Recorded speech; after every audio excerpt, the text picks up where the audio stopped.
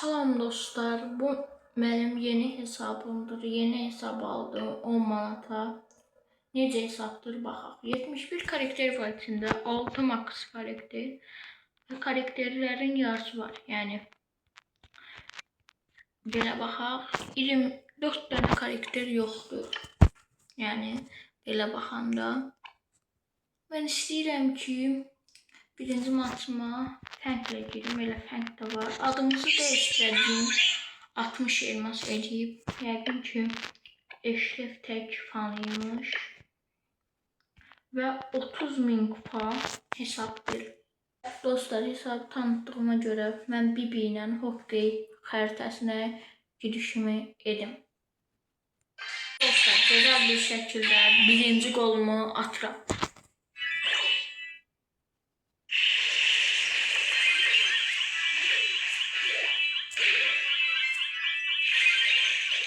İşte 1-0'dı hələ ki, 44 dəqiqə geridədir və bizim birey birim də atdı və 2-0 oldu.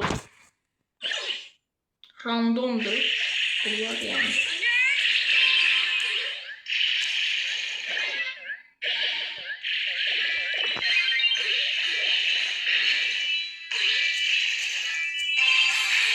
Və dostlar, 3-0 maçı qurtardıq.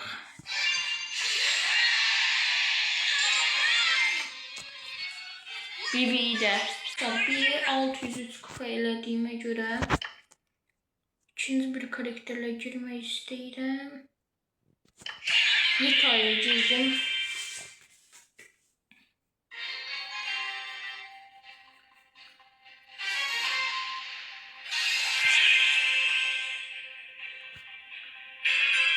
Və dostlar, qarşıya Dog gəldi, Dynamite gəldi.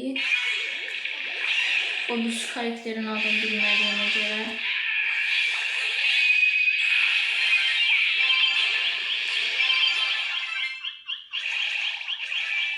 Və dostlar, Dynamite'ı burada alıram. Amma Dog desək, Leon burada çox yaxşı oynadı, amma ikinci fırsatda Dog topu götürdü və qol atdı.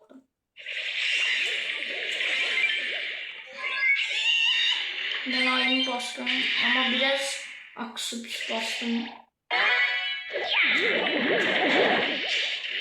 Ve bizim ayımız iş görevini gördük.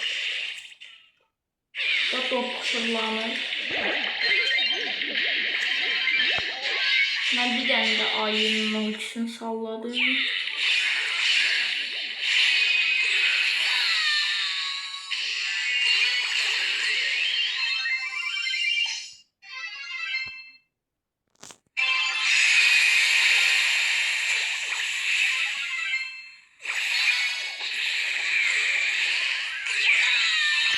Önce bir gol atmak isteyirdim, alınmadı.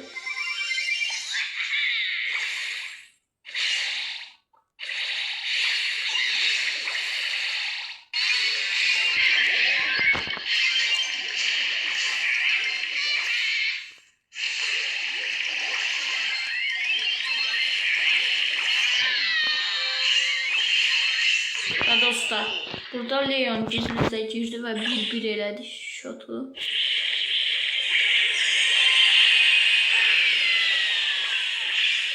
Burada Dynamite çok beş oynadı. Topu tuturam.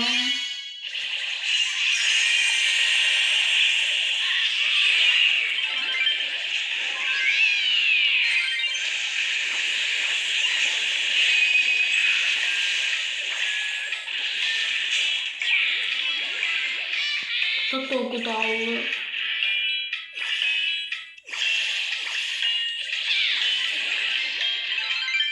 Ve dostlar, uzatmalara geçtik.